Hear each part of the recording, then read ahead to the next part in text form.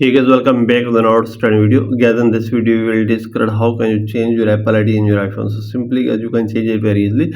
So there are two ways to fix the problem. First of all, guys, if you want to change your App Store ID, so you may click here on your App Store, and then guys, you may click here on your Apple account or your profile icon, and then this interface will be open. Here is the option of sign out, so you may click here, and then you may check.